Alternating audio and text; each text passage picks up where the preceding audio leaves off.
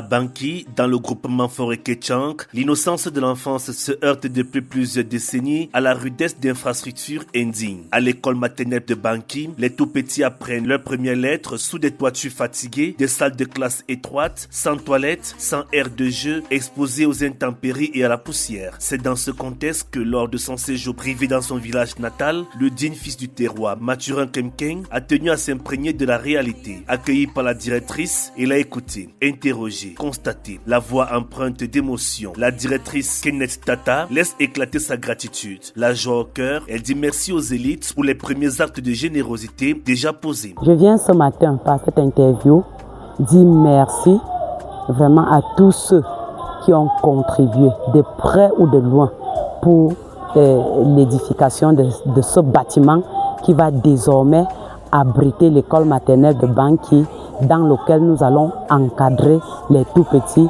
donner une éducation saine aux enfants de Banqui dans un milieu sain. Je voudrais sincèrement dire merci à tous ceux qui ont participé de près ou de loin. Et comme vous pouvez le constater, les travaux sont allés très vite, à une vitesse qu'on ne peut même pas calculer.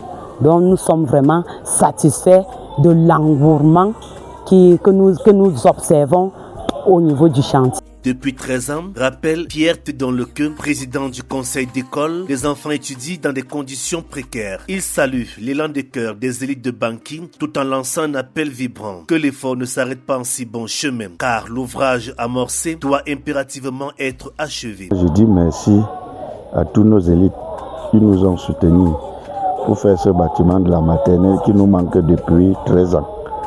Aujourd'hui, les travaux se sont bien déroulés.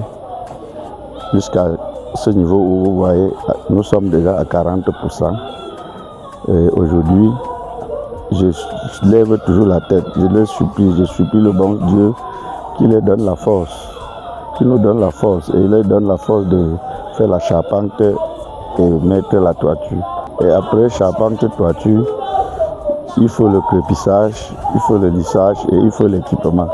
Vraiment, si quelqu'un envoie 5 francs dans ce bâtiment, que la personne n'ait pas peur, c'est bien suivi. Cap ensuite sur le chantier. Là, au milieu des briques et du ciment encore frais, le nouveau bâtiment sort progressivement du sol. Les murs sont montés, le chaînage est terminé. Les fondations sont solides, mais l'édifice attend encore toiture, menuiserie, équipement et finition. Au sortir de la visite, le dignitaire dresse un état des lieux sans complaisance. Je suis venu prendre connaissance de l'évolution des travaux de l'école.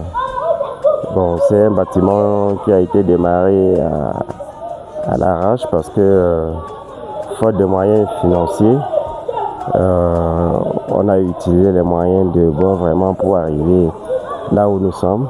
Avec le peu de moyens que nous avons eu, je vois que tous les bâtiments en haut jusqu'au chaînage haut, je peux être que ravi, tout en exhortant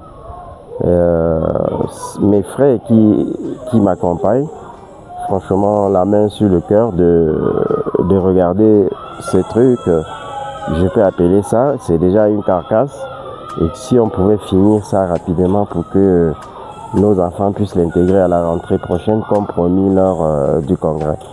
Je ne vais pas terminer sans dire merci à monsieur le grand frère Guy Tatieze, qui m'a été vraiment d'un grand soutien et qui continue d'ailleurs de l'être, et M. Tatieze Baudelaire. Nous sommes tous réunis autour d'un groupe qui s'appelle Ensemble Plus Fort. Donc tous les membres, on compte une dizaine de membres, donc j'invite tous les membres de ce groupe à faire la main sur le cœur, un petit geste pour que nous puissions achever cette œuvre. Donc, je vais faire un petit clin d'œil à M. Louis Temgois. Je sais que c'est compliqué. M. Zemo Herman, je sais que c'est compliqué. Je vais faire. Mais je sais qu'ils suivent de près les travaux, quoi. Je sais qu'ils vont réagir au moment opportun. Confiante dans la force de frappe des élites, la directrice émet le vœu ardent d'ouvrir la prochaine année scolaire dans des salles de classe bien équipées, protégées des pluies et du soleil ardent, dotées d'une cour de jeu adaptée à l'épanouissement des enfants. Un environnement digne de l'avenir qu'on veut bâtir pour eux. Ma doléance est que à la rentrée prochaine, à la rentrée scolaire 2026-2027, avec la grâce de Dieu, si nous pouvions intégrer ce bâtiment, mes élèves et moi, afin que moi, en tant qu'encadreur, je travaille aisément.